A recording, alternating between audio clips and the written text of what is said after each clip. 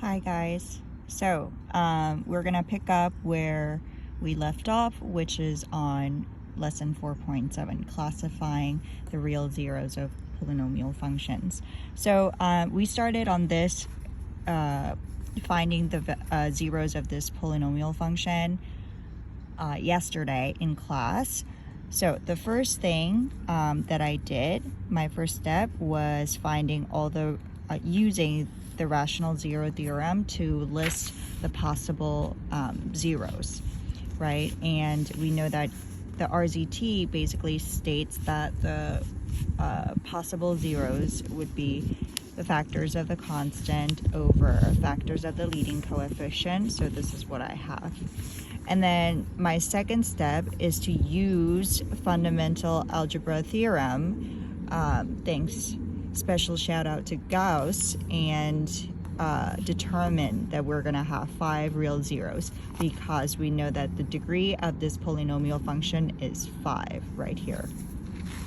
And then afterwards, we go ahead and use synthetic division. So first I started out with -1, right? When x is -1, we get the remainder of 0. So I went ahead and rewrote my polynomial function into this. Okay, and then I went ahead and performed another synthetic division using the coefficients of the quotient that we got from here.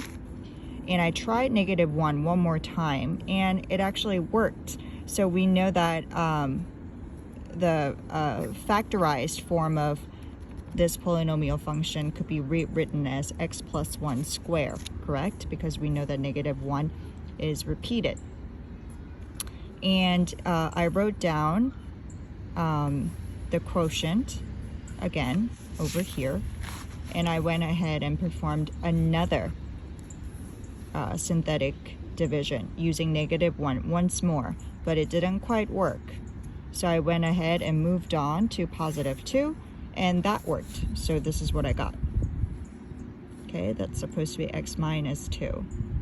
And then afterwards,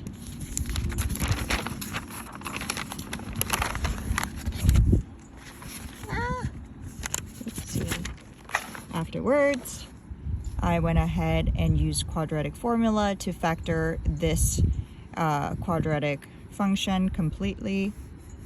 So I got this right here. So this is a complex number, correct?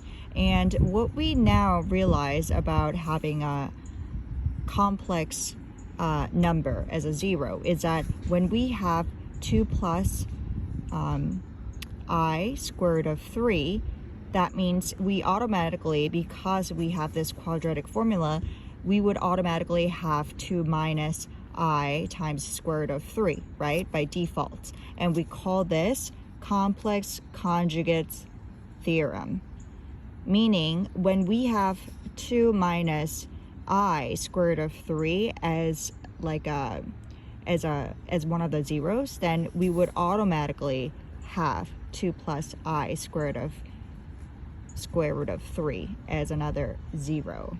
Okay, that's what complex conjugates theorem means, and this is super important for you to remember. When we have a plus bi is a root or 0 of fx, then we a minus bi is also a root of fx. Okay, this is very important, and vice versa.